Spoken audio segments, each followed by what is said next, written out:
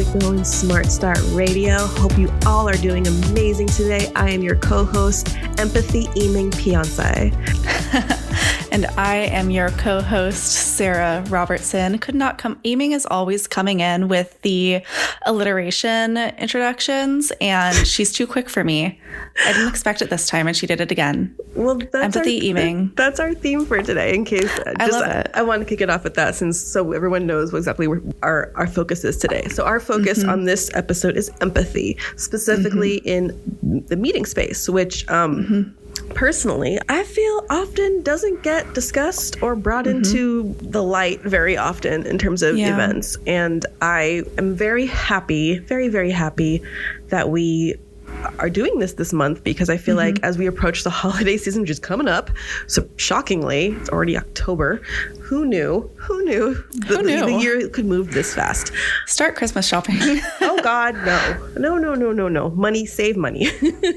well, for me anyways, save money. But before we start things off, our breaking news for this particular episode is the Hurricane Helene. It's Hurricane Helene. So Hurricane Helene hit Florida, the Big Bend region, which is not as common an area for hurricanes to hit.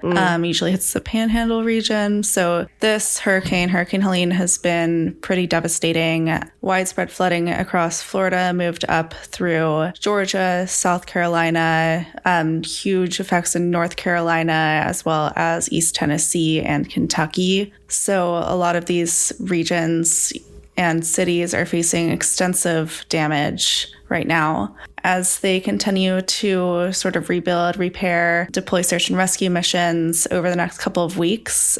We have yet to know really how long lasting the effects will be. So if you're a meeting planner and you're reading about this hurricane and you're wondering what to do, I think going along with the theme of this episode in terms of empathy in the meeting space, I think just, have empathy for your partners out there. Have empathy that they are dealing with a really, really unprecedented, a storm that caused unprecedented damage.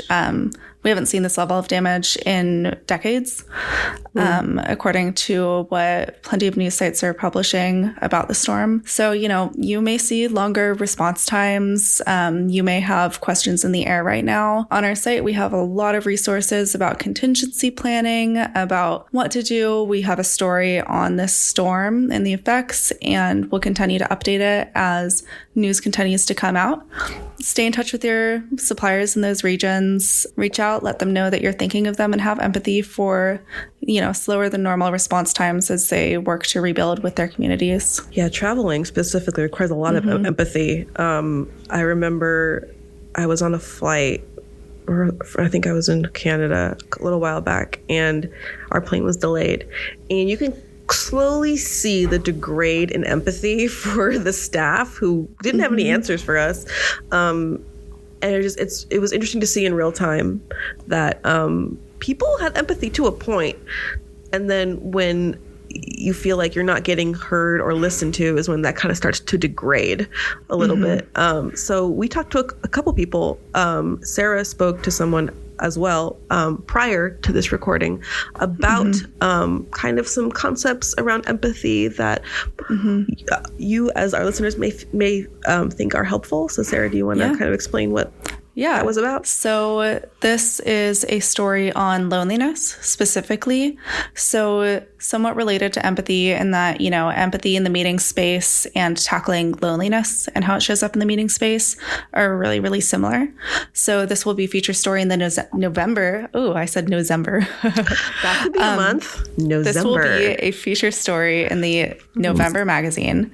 And this is a little preview to it. So I spoke to Lisa Belanger. She is a PhD and the CEO of ConsciousSworks. I saw her speak at CMP Advance for EAC last March, a long time ago, in Toronto, and she was just phenomenal. So I reached out to her for this story. She has a lot to say about conscious connection. So in this interview, she offered some really, really solid tips about how to create real, authentic connection in your meetings. So let's dive right into it. So whether it is get in office when there needs to be, we need to do this creative task, or we need people to meet and connect, or if it's more, we're going to have 4 conferences a year now. That's how we're going to bring people together, to really think through them instead of just like, we'll place everybody in a room and we'll be connected. That's not how it works. There is some facilitation that needs to happen and some thought process before, during, and after to facilitate. I joke around, I think I did in the keynote too, to like make friends as adults. Like it is. It's so hard. Yes, it is. It's really difficult. Yeah. Yeah. So what kinds of things can people implement at, these 4 conferences a year or whatever form the meeting may take? What can they implement that is going to help create like real, authentic connection? I think there's a few things like, it depends on, like, there's different events in my mind on their purpose and like their size and structure, right? So I'm just going to go over some things that might be applicable to one and not the other, but understanding what people want before. So kind of getting a pre-survey or informal discussions about, we're coming together, we're discussing X, Y, and Z. This is the purpose of this meeting. Is that, are there things that you want? And so one of the organizations I'm working with is they want the company to de-silo because they work in these groups and they want to be able to have the resources to draw on other parts of the company, but they don't even know who Bob is from accounting. So there's getting a sense of what that is and then structuring programming accordingly and making space and breadth to get to that connection piece, not just the technical programming.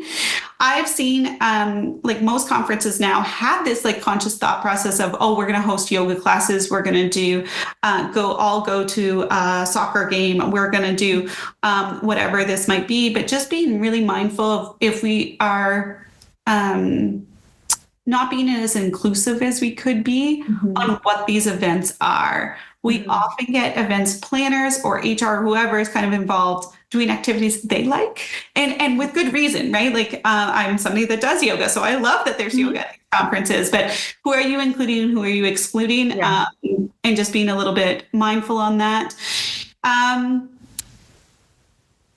Again, going back to like what people want from it, and then understanding people connect in really different ways. So one of the best programming elements that are so simple to do to facilitate is getting leaders at different tables with topics they're talking about, right? So it's like, I love The Simpsons. So I'm going to this table is talking about The Simpsons, or this table's talking about hockey. This one's talking about interior design. This is and so it's not work related. Yes. And people can hop around from tables, but they're getting this one-on-one conversation that actually levels, takes away hierarchy in a lot of ways, if they're excited. And if they don't have one, they start a table, right? If they're none of these really interest me, I'm going to start a table. So cheap, so effective. Another one, depending on the size of the meeting, is doing coffee roulette. So scheduling in a half an hour, providing delicious coffee, and just sectioning or connecting people that wouldn't normally be connected, literally by random assignment.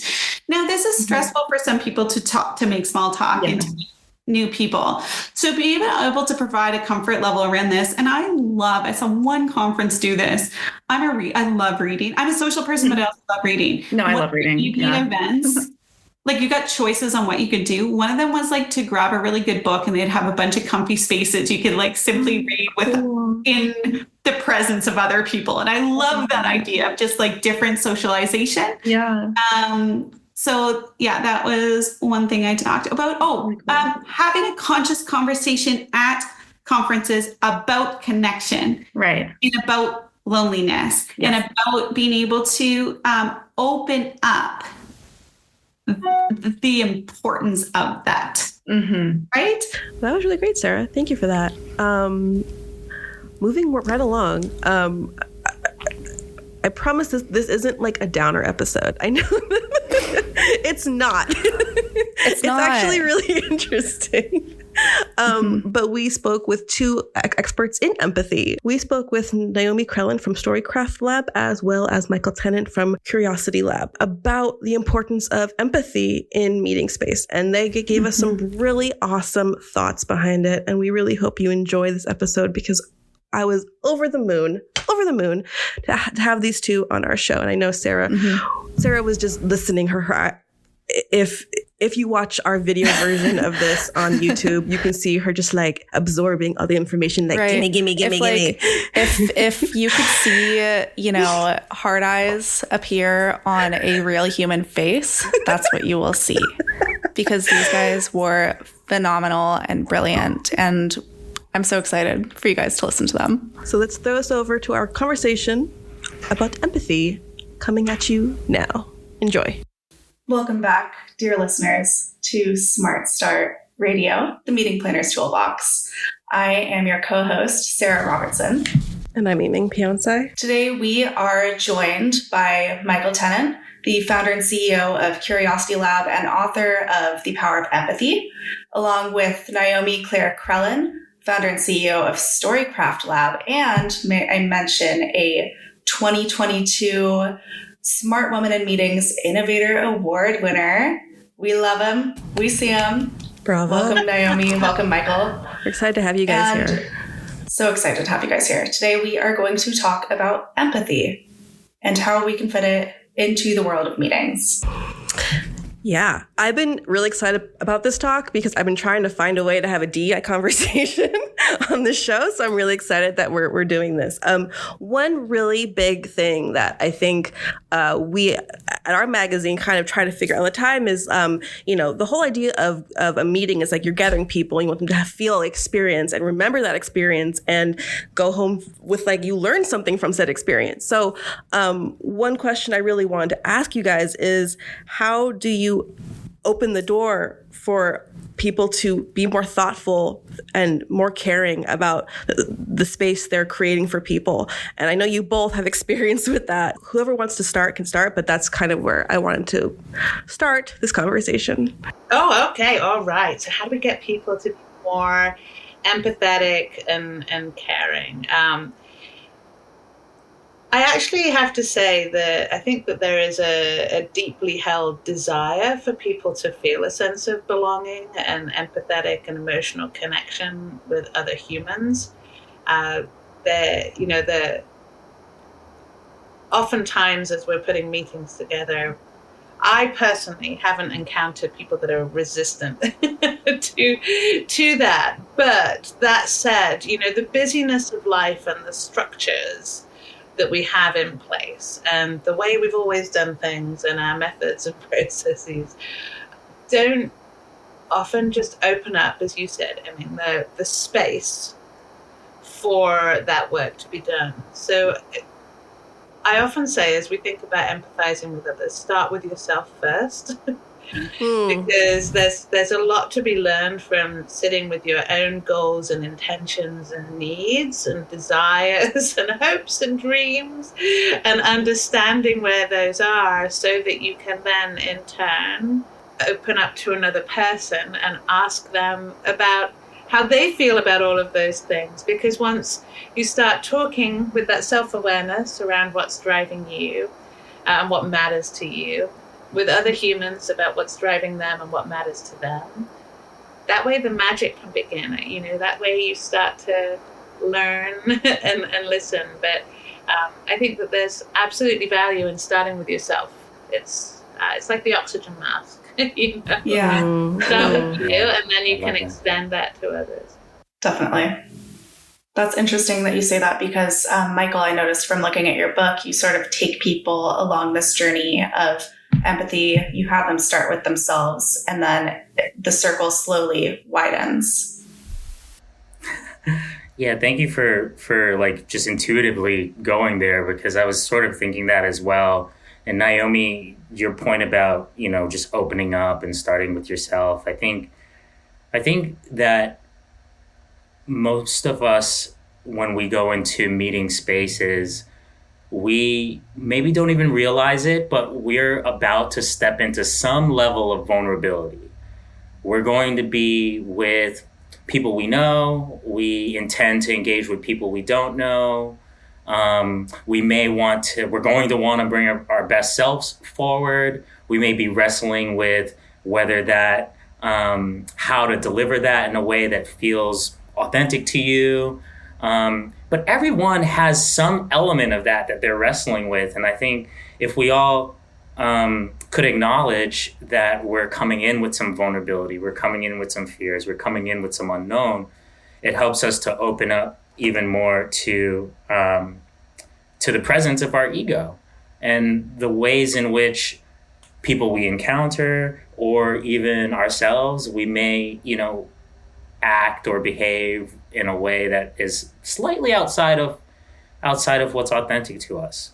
So I think when I love, Sara, that you talked about what phase 1 in my book, The Power of Empathy, phase 1 of the 5 phases of empathy, it really starts with learning to recognize and be with your most challenging emotions. Ideally, we're feeling joy most of the time. I'll speak for myself. When I'm feeling joy, I actually sometimes lose my train of thought. I end up presenting myself at times in a very authentic way, but maybe sometimes too elevated. And so just even joy, not just the challenging emotions of fear and sadness and shame or even anger if the safety in the space is disrupted. But the very first thing we teach meeting organizers or we teach attendees, it kind of goes hand in hand, is what does it look like for us to all be willing to and vulnerable enough to recognize, be with, and actually bring our emotions into the interactions in the space. Is then that vulnerability, that willingness to model it really opens up magic in connection. Absolutely. As Naomi, I feel, was alluding to as well. Yeah. I think ego can really, I think beneath ego is a lot of fear in how we present ourselves. We are so worried of being judged that we'll present ourselves in certain ways that may be inauthentic to us. But Michael, I have a question for you that might be kind of complicated, but I have a feeling that you've got it. So when people are experiencing this ego, this fear, what does joy do to help counteract that? Or does it do anything? Yeah, I think that for me as an event organizer, one of the first things that I do is find a meditative state. I'm a meditator. I like to journal. Even in the process of having an interview with the other event organizers and really attuning myself to receiving as much as possible can be a meditative practice within itself. But when you're able to almost sort of separate from your design, separate from your plan, and start to almost imagine the diverse community that you're about to touch, it brings in so much inspiration. Now, obviously, an outcome that we all want, at least at the end, as people reflect on the event, is a feeling of joy, a feeling of warmth, something that they want to repeat, something they want to share. They want to tell narratives from it. They want to repeat elements that they've received. And I really love even just embodying the moments that I've witnessed, creating that, the moments that I've felt that in events and bringing that into the planning process. But also finding those moments that, maybe started off as fear or started off as discomfort and managed to transform, and how that happened in the event space. Yeah, that's a really interesting question, Sara. I'm curious, Naomi, what do you think about emotions and particularly joy in the event space? Yeah. I think that events, the word event seems to focus in on one particular moment, doesn't it? But actually, when we think about narratives and experience, these are journeys. And the event itself is just one moment on an overall experience journey, and all of the context and the up and down and the emotional roller coaster that comes with that. And I think what I've seen is that there's a value to scaffolding as well throughout that entire experience. So to get somebody to a point of joy in one particular moment, you really have to be thinking about how you ease them to that place, right? That was one of the things that we heard about in the research on belonging that we've been doing, is that, belonging is not a binary thing. It is this outcome of a series of connected, adjacent experience moments, right? And the role of joy, actually, joy was one of the pathways to belonging that we found, is like, how do you find your joy? And the journey towards that begins by understanding what your joy is, right? And there is inherently in that journey towards joy, those moments of discomfort, as Michael was talking about. You may begin with a sense of, I'm not feeling joy right now. How can I go about finding that joy for myself, knowing the value of joy to me as an outcome? So it's, I think, looking at just optionality as a way for people to explore and discover that joy. To be in a joyful state 100% of the time, it will be exhausting. I mean, people's batteries will just kind of frazzle. But there's this arc, right? And there's a way that you can guide people through the process of understanding what their joy is, how equip them with what they need to navigate the less than joyful state with positivity.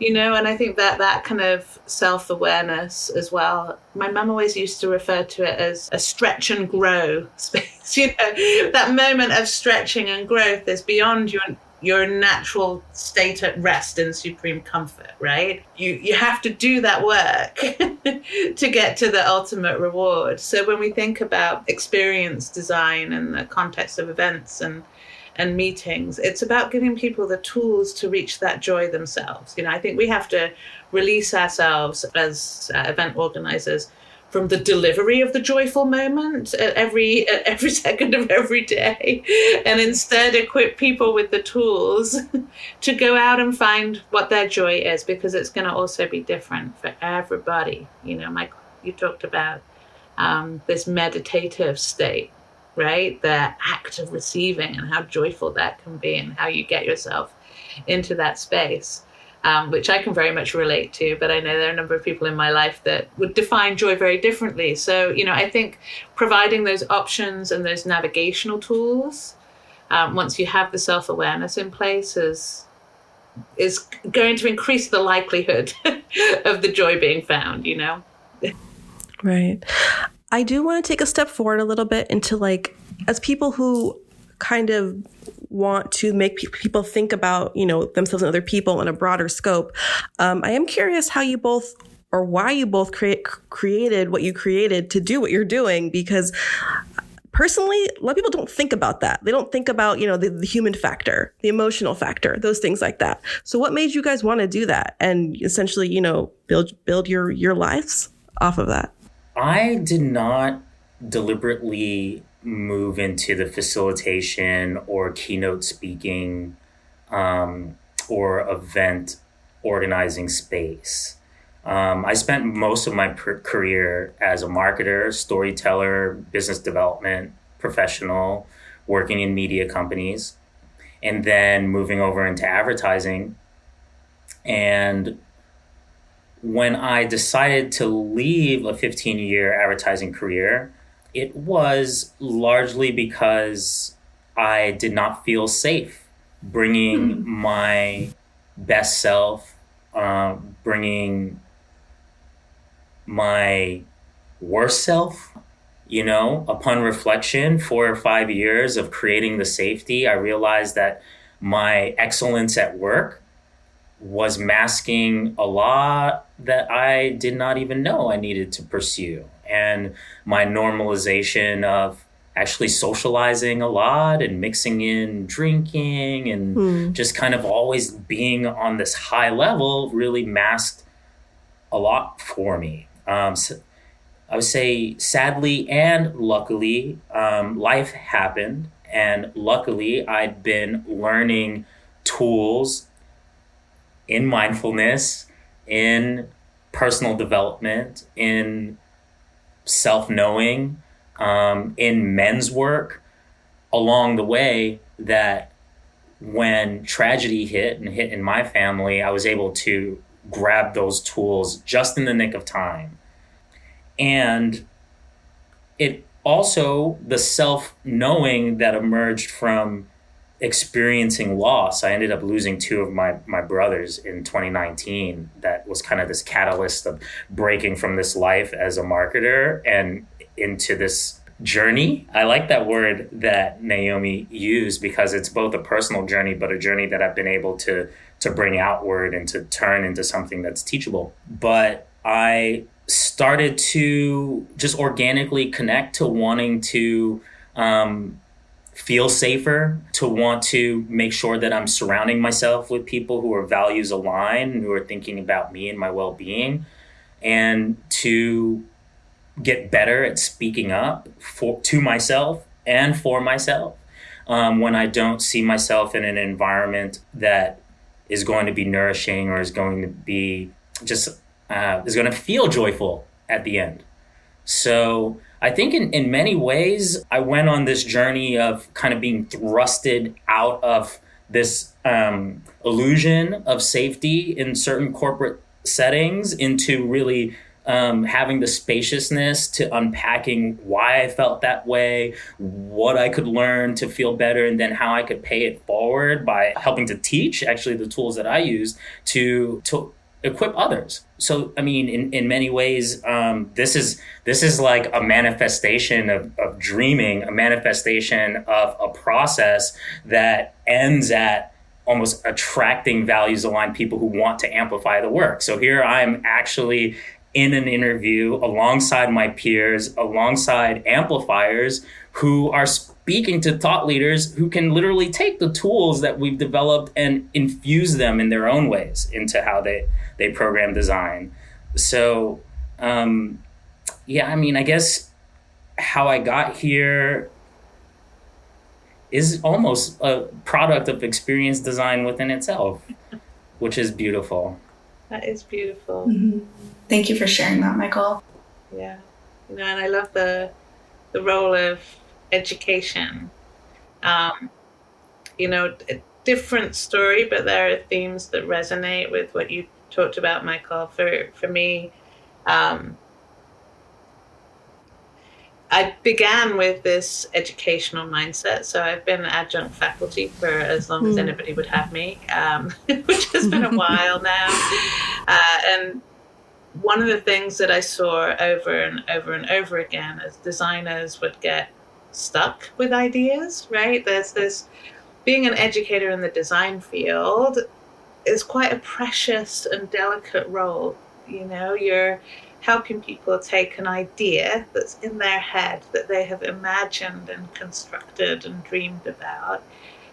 You're helping them to articulate it, to express it to others, to bring others into that story. And there's a lot of hopes and dreams and emotions that are associated with that process of expression. So for a number of years, I was a thesis advisor for master's students in exhibition design, and I would see them approach their thesis topic. Often these topics are chosen by the student because of their emotional connection to the content, right? It is deeply held and deeply meaningful to them, and oftentimes it's the result of thought that has happened over the course of several years. So they approach this big topic and they have big ideas. And there's always a point in the process where, and just feeling stuck. And the time and time again, the way to get those students unstuck was to reconnect them with the power of empathy. Right?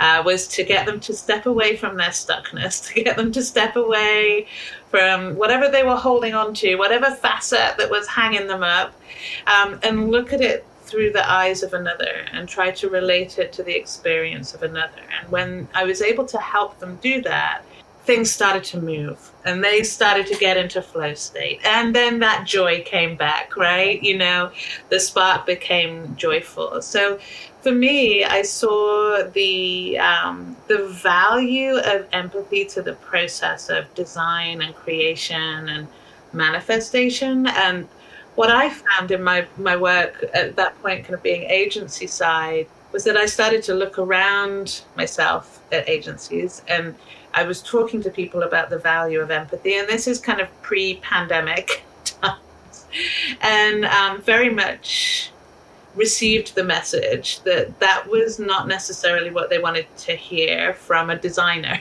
right? Why are you asking these difficult questions, Naomi? And we don't have time in our very speedy process to think about the value of empathy. And at one point I was asked to not include that in my rationale for design choices. Interesting. And that is the point at which I left. I think Good call. Right? Call. This is not solid move for me, right?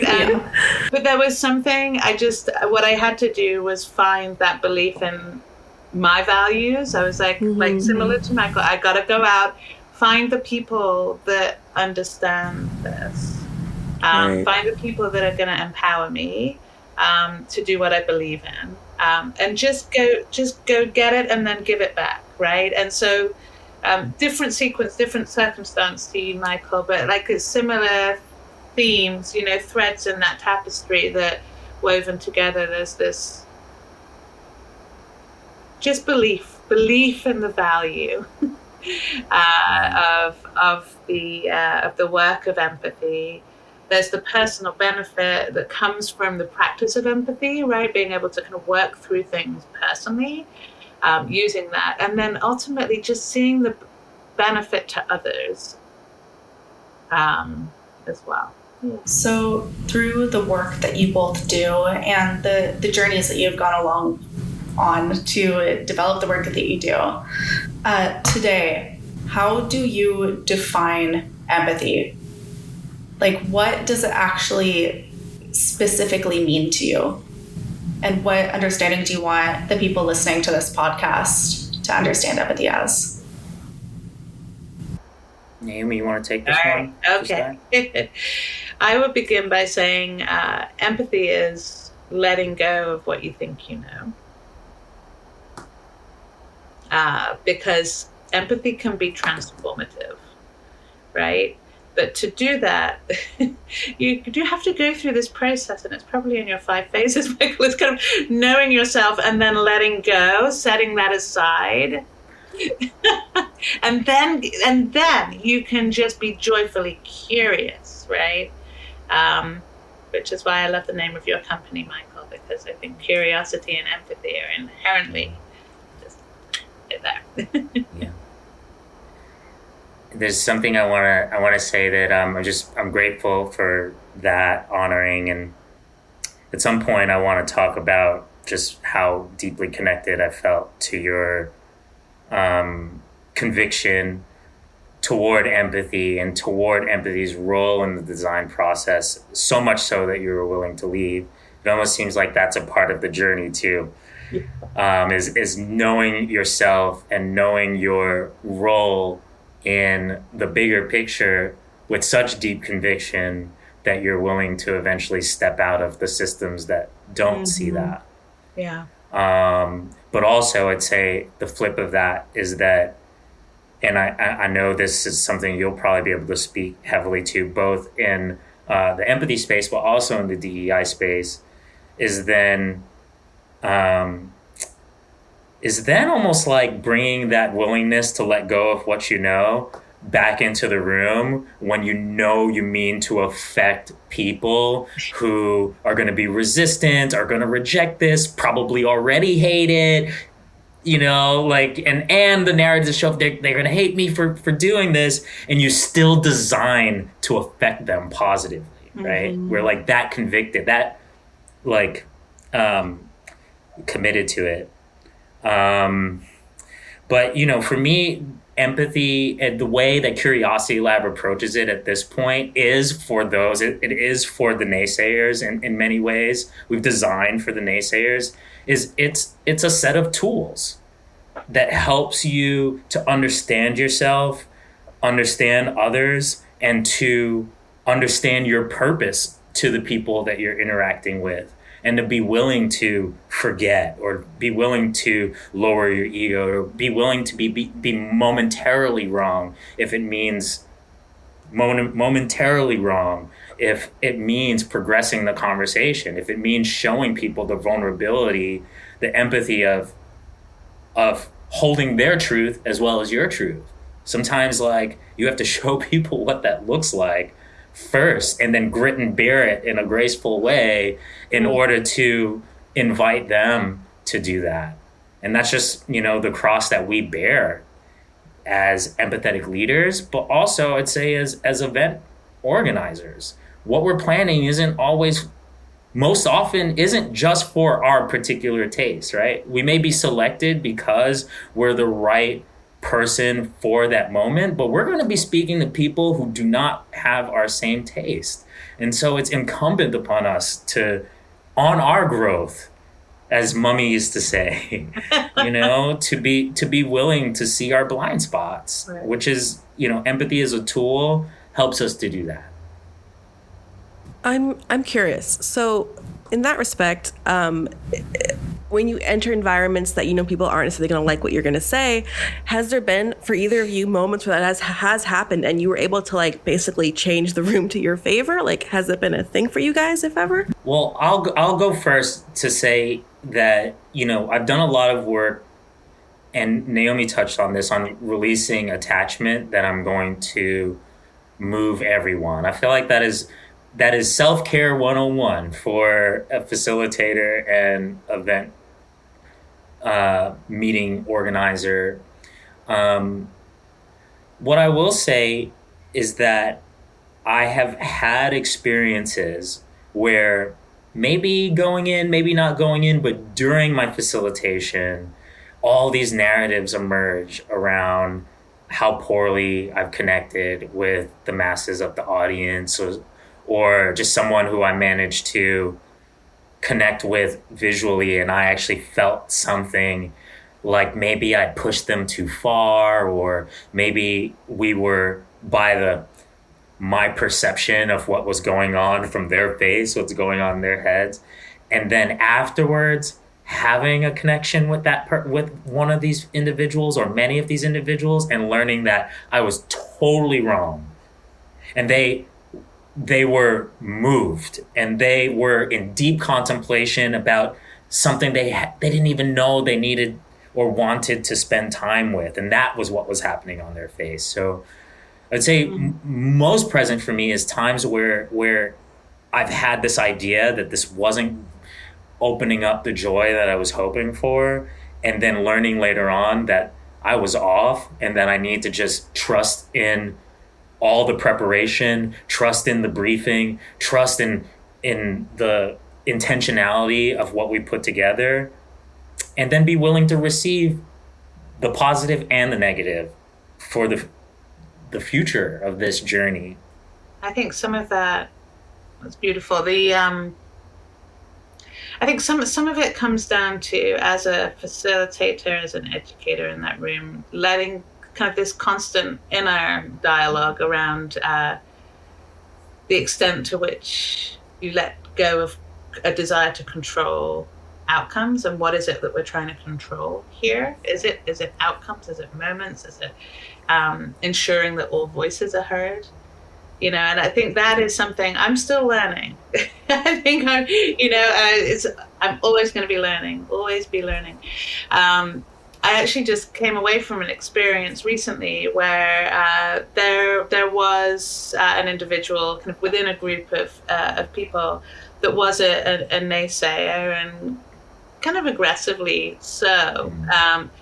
But in not wanting to cut anybody's voice off, I probably gave him more space than I should have done. Because I came out of the conversation not wanting to challenge. He threw out, I disagree with you on X, Y, Z. And I just said, great, okay, that's fine. I'm not going to challenge anybody's agreement or disagreement. But what I found afterwards was that there was somebody who came to me and said that witnessing his aggression made them feel unsafe to add their opinion. And at that point, I felt really sad, because I felt like I had failed her by not being more concrete in shutting this individual down. What I had done was fallen into the trap of feeling personal about it, and just kind of letting that go.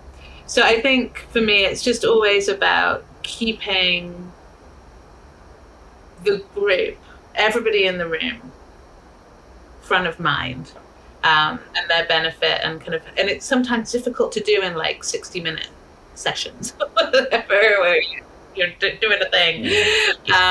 But and more, over the course of a semester, say, where you're working with a group of individuals, it's easier to step in and out of that dynamic. But I think what that means is just those tools or those keywords. Maybe it's a mantra. Maybe it's, you start off, Michael, with that kind of, what does it mean to be in a reflective state and receive? And coming up with something that allows you to just reset. If you feel your vibration or your energy getting distracted away from that, it might be a hand movement, it might be a word, it might be a body movement that you can introduce into your routine that allows you to signal to yourself, nobody else needs to know. We're resetting here, let me look out to the group. And I think when you do feel challenged like that in those moments, opening up to even more dialogue, which can seem counterintuitive at the time, right? If you've received a negative comment, to then invite more commentary into the room. But actually what that helps to do is diffuse. What I found in that particular situation was that 99% of the attendees were on board and were in the conversation, and it was just one individual that actually ended up throwing the things off for the group, So turning it back out to the group and saying other opinions, that at that point the tide starts to shift and turn, and it's all through more dialogue. So yeah, still learning. Right. Yeah, we are all still learning. I think that's one of the things that Eming and I come back to consistently with this podcast. Is like, hi, hello, we're fairly new to this industry and we are here to learn. That's why it's called Smart Start. But okay, I had two things that I wanted to say. The first is that a little while ago, the two of you touched on a point that I think is really important, and I just want to reiterate, is the role of empathy in the job of a meeting planner.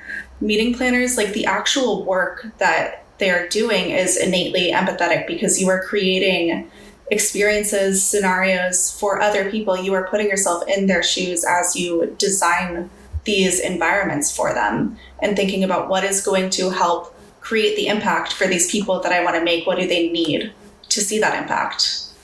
And then the second thing that I wanted to touch on is what steps planners can take maybe to make situations like the one that Naomi just described less, common. Like what are steps that you can take ahead of time to help your attendees be aware that like empathy is going to be a very important pillar of this meeting or event? I'd love to jump in on that one and get really excited. Please. It is almost my on-ramp into this world. Prior to all of that change and self-reflection, I was probably one of those naysayers, not a vocal one, but one that, especially in the subject of DEI, after 15 years in corporate America, and oftentimes the one time a year that DEI would come into focus, after 15 years, they kind of look the same. And after them looking the same, you get kind of cynical. So that was my flavor of it, right? There are different versions of it. It was just like, people who don't get the environment, people who are one directional, people who aren't creating the safety for healthy, diverse discourse. And diverse discourse, I think, for me, that means differing opinions and likelihood of discomfort. Yeah. So, we ended up creating a game that gamifies teaching the ability to, not assume that everyone is ready for every conversation, not assume that the container is ready for that kind of discourse, but to get them there. by starting light and leveling up. I actually have it here with me. It's called Actually Curious. And in this box here are 2 editions, one that's light and one that has 4 levels. And this is the workhorse for my meeting organizing. But the last thing I want to say about this is that the game itself asks individuals to listen without interrupting other people's sharing, and then to share from their perspective and not to engage in cross debating. And what that does is actually gamify ground rules that actually, facilitators, us as facilitators, when we have the space, in which we can always create the space, we can outline. And so if we know that we want to get into topics that are uncomfortable, it might be worthwhile to show people, model how to speak from or speak from their own experience, to give people other outs other than trying to debate, like taking notes or, like Naomi said, reflecting on how that is showing up on a more deeper and intentional level when you're, instead of doing what we're naturally kind of taught to do in our education system here in America and other parts of the West, which is to win. So if we're going to then tamp that down, they're actually like, we have to train that, or just like give it a rule. You can't do that, but you can do other things like make a note or learn from it internally. I'm so glad you brought up your game, because I wanted to tell a story based on how effective that was. And okay. So I was in a room with Michael a year or 2 ago, and we were in a group of people who weren't getting along, and we were supposed to work together. And Michael just instinctively, wasn't prompted, brings out his cards, and we played a game. And the vibe shifted immediately. It was really fascinating because I knew what happened before. And then all of a sudden, it was like we were laughing and we were happy. And I was like, everything he was working on was happening in real time. And it was really just amazing to see it in action. So it works. It works. Like, it's a thing. I'm sorry. I'm still cringing because I'm still in disbelief that it worked. And that was definitely one of those times where I was like, okay, we practiced this enough. Let's try it. And it just is so meaningful to hear it and still uncomfortable. I'm sorry. I'm really sorry, but it was a really good story. No, that's amazing. I mean, it's a great example. It does. Mm-hmm. And people, they just need a little help, I think, and that's part of the empathetic process. Is no judgment, but we need a tool here. Sometimes ego takes a bigger presence in the room, and we need some way to move around it. And so congratulations, Michael, you did it. You found that thing. And I love your willingness to share an example in which, in real time, at your experience level, with all of the forums that you've held. I mean, you're a natural educator and facilitator, and even still, there are moments where we get it wrong. Yeah. But the willingness to, well, first of all, you shorten your learning ability when you're willing to not, abscond that moment, or like when you share it, you get to relive it, and then you get to almost practice or even call in support through other examples. Which, and I felt like I had learned more, and I actually had a great conversation with folks after that experience, and it's all cool. Everybody's good, but it is, these learning moments, they don't stop. They shouldn't ever stop, though, really. If we could, every group of individuals that we encounter is going to be different. And like I said, having the tools, it's just about having some pieces in place that enable that empathetic process. And to go back to your 2 questions, the first one was, what does it mean to build empathy into our process, right? Yeah. How do you prepare attendees to come into your event with empathy? Right. And we often, as we're working with event teams, because it's not usually kind of one planner alone, but it's a whole group of stakeholders, and a little bit like the example that you were just giving, Eming, Michael. Part of the empathetic work actually has to happen behind the scenes before you do the work with the attendees.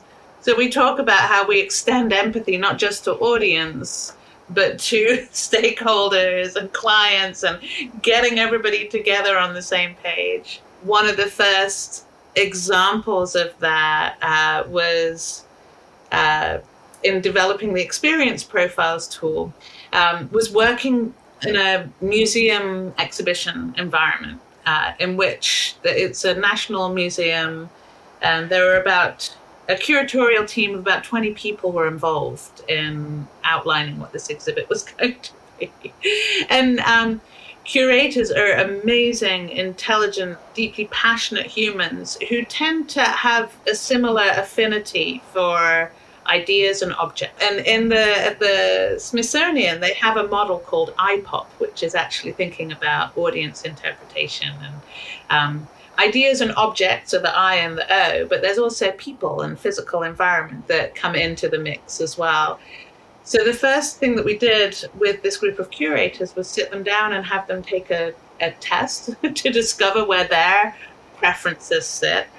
And then we also tested some of the audience, right? So it helped them connect with the audience, because what they found was, well, curators tended to have one set of preferences.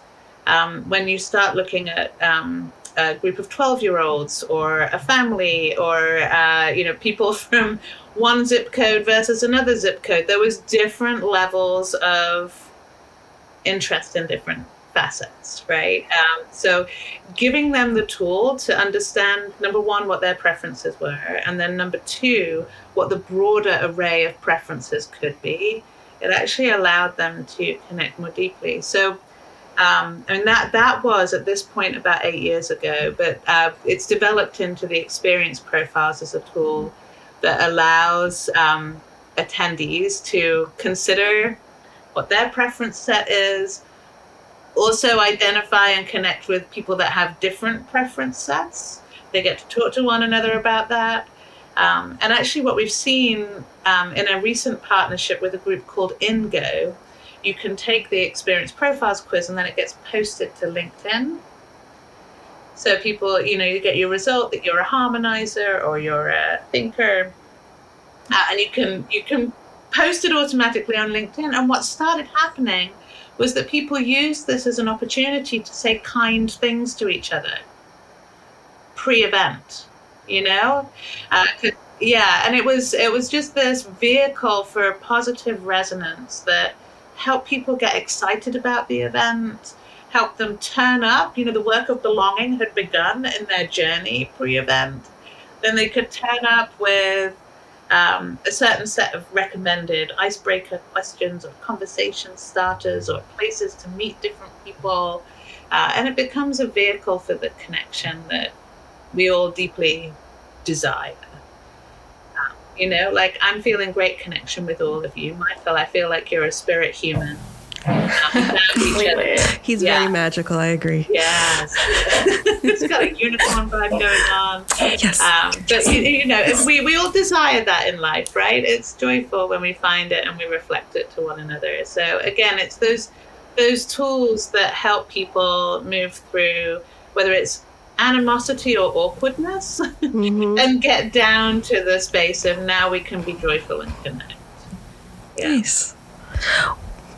Well, as we kind of wrap up our conversation, the last question we ask all our guests is, because this podcast is to be like a box of tools and ideas for people to use for their future, for their career as a planner. Any tools you would offer, people who are trying to create events who aren't experts like you guys, obviously, because you guys are, the kings of your hills, respectively. So what would you offer people like me or people who are planners who aren't you? Things that they could utilize in their future events. There you go. Well, I think Michael's tool, I'm going to sign up for Michael's card set right there. They're so good. Seriously, so good. I'm about to purchase a set right I'm going to go there. Curious.com. Yeah, there you go. Actuallycurious.com. I'm just going to amplify that for a second in a British accent. Because, So much better. You're welcome. The Experience Profiles quiz is available to everybody on exprofiles.io. So that's out there and something you can utilize and learn a lot about. So if I'm also going to be taking that quiz right after we finish this. Yes, .io. exprofiles.io. So go there to take the quiz, and you can. It's also something that the quiz itself is freely available. So if you're wanting to kind of just have your team do it, or have event attendees do it, you can do that too as a way to experiment with getting people connected. There's also another tool that I wanted to throw out there. I'm teaching again at NYU this fall, and nice. We taught it for the first time last year. It was belonging-centered design. So the Wheel of Belonging, which is actually going to be at wob.storycraftlab.com, is a way for people to identify what belonging means to them. And then there's a whole onward journey from there about how you do that for your audience as a whole. But as a place to start, what does belonging mean to you? Go to wob.storycraftlab.com and explore the Wheel of Belonging. I can't wait to use these tools myself and to amplify your work when I'm convening, as well as when recommending tools. As for me, I would love it if your listeners would pick up the power of empathy and use it to help stretch your own capacity for empathy, your own capacity for recognizing joy and amplifying it, but also for being with the more challenging emotions and using it in your event design. And when you are ready to continue practicing, of course, the Power of Empathy has 30 days of exercises that help you practice what you learn. So I'm sure you're going to find a handful of exercises that you want to reuse. But after that, pick up Actually Curious as well. And, just meet people where they're at. Not everyone is ready to go really deep into empathy. And we have a system of questions that allow you to start light, to even start at kids and go up to adults, or start light and move up into the necessary conversations that we need to have to advance movements in DEI and otherwise. Mm-hmm. Awesome. Well, thank you both so much for making time today. This was fun. I really love this. This was amazing. I feel like I didn't have much to say because I just wanted to listen to the two of you talk. I was just immersed in this. You guys are amazing. Empathetic leadership knowledge. Well selected. I'm so grateful I got to be on the show with you, Naomi. Oh, back at you, Michael. Yeah, just a joy. Really appreciate you, Sara and Eming, for thinking of us. Of course. Yay. Thank you guys again. Thank you both so much for being here. You're welcome. Well, Sara, I had a pleasure hosting with you on this particular episode, as always. It is always a pleasure hosting with you on every episode, and also this one. So for the future, if you guys are curious in following this particular show, you can find us on Spotify, Apple iTunes, on our website as well at smartmeetings.com, or on YouTube, which is where we also have our video version of this show. So please subscribe, listen, and if you have questions and you want to, or certain topics that you're interested in, please email us at editor@smartmeetings.com. Sarah, is there anything else you want to add to this lovely topic? Anything that you thought was interesting about our discussion that stuck with you? I think it's just a matter of, as we operate with empathy in meetings and events, we create a space where everybody feels more welcome and more engaged. And if making people feel good and happy isn't quite enough, it also impacts your ROI. So there's plus sides everywhere. So let's move forward and operate with empathy everywhere in our meetings and events and in our lives. And just once again, thank you to Michael and Naomi for being brilliant people and taking the time out of their day to join us on this show. And thank you for taking the time to listen. So what I'm hearing you say is empathy equals money. It can, if that's what you want it to. Can. I mean, ROI. Just but that's not everything. Yes, I know. But we are a corporate girly podcast, so we have to. This is a corporate girly podcast. If you know, you know. If you got this far, you know that this is. Anyways, thank you all for joining us, and we look forward to our next episode dropping in November, which I don't know if we want to give them a little teaser. If you want, if not, it's fine. If you like to party and you want to redefine what it means to party, we have a very special guest star. You might know this person. You're going to have to wait to find out, though. So stay tuned for November, first week of the month of November. Our next episode will be dropping. But until then, and we hope you enjoyed this one, and we hope to see you guys soon. You've been listening to Smart Start Radio, a Smart Meetings production. Interested in being our next guest? Connect with us at editor@smartmeetings.com.